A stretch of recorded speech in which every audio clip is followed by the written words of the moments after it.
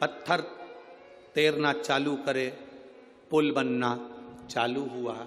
इतने में रावण को सूचना पहुंच गई, रावण के पास सूचना। शंकर क्या करते हैं जरा वो देखिएगा, शिव क्या करते हैं वो समझिएगा।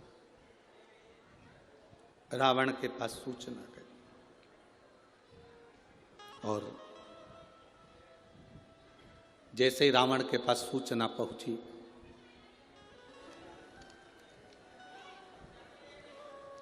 रावण ने सूचना पाते से उसी समय पर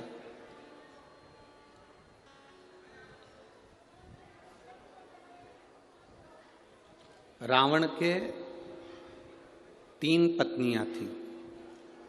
कितनी पत्नी थी? 3 पत्नी से 7 लड़के थे।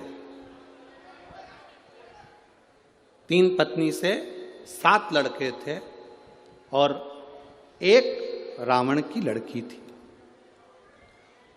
जिसको स्वर्ण मच्छा कहा गया। अब आप कहेंगे गुरुजी ये कौन सी रामायण में से लिया गया है? तो आप अगर स्मरण करेंगे तो ये राम के रामायण का ये एक प्रसंग, बड़ा सुंदर प्रसंग है। महाराज, थाई और कंबोडिया में ये रामायण का बड़ा प्रचलन है वहां पर।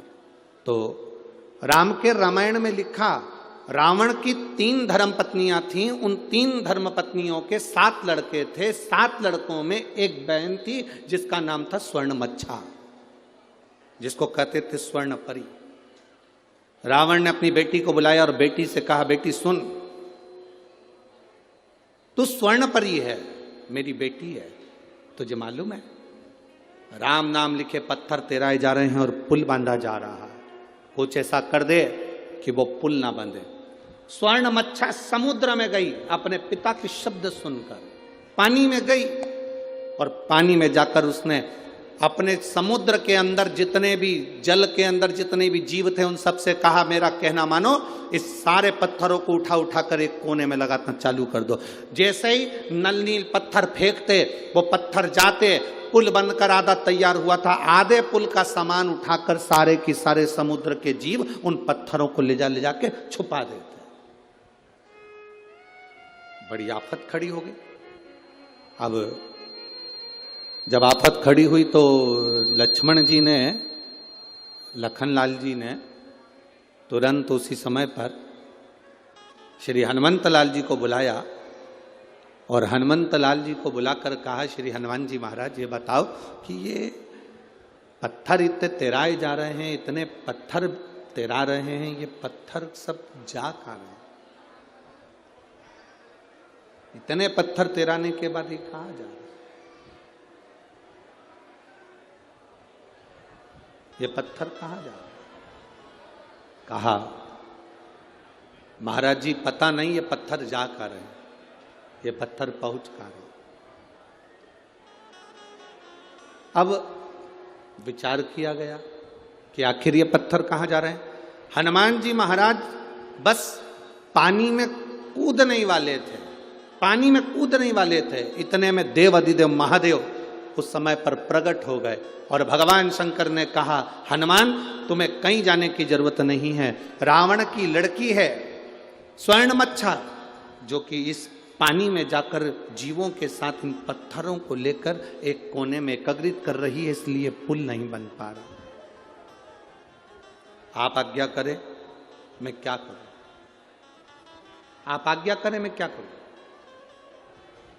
तब भगवान शंकर ने कहा, तुम्हें कुछ नहीं करना, केवल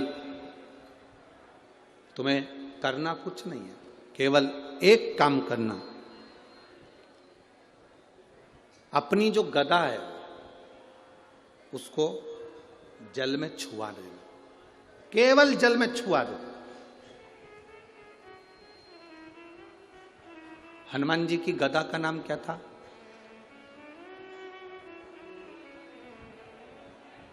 जल्दी बोलो, जल्दी, सब मिलकर बोलो जल्दी से।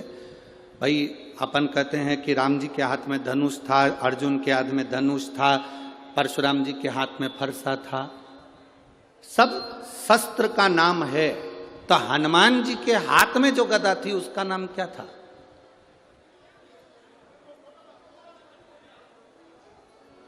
उस गदा में ऐसा क्या था जो हनुमान जी के हाथ में थी? हनुमान जी के हाथ में जो गदा थी, उस गदा का नाम क्या था? उसका नाम था कुमोदकी।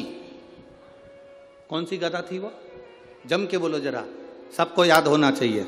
कभी कोई प्रश्न करे तो आपके जीवन में वो उत्तर आपके सामने हो। कुमोदकी उस गदा का नाम था जो हनुमान जी के हाथ में थी। उसको कुबेर ने दिया था हनुमान जी, शिव जी के कहने पर। आप केवल उस गदा का स्पर्श समुद्र के जल में कराओगे और स्वर्ण मच्छा उस समय पर जैसे ही आपके सामने आकर खड़ी होगी, तब आपको कहीं जाने की जरूरत नहीं। उस समय पर स्वर्ण मच्छा से आप निवेदन करोगे और अपने पिता के बारे में आप समझाओगे। स्वर्ण मच्छा आपके उन पत्थरों को छोड़ देगी। शिव क्या करते हैं?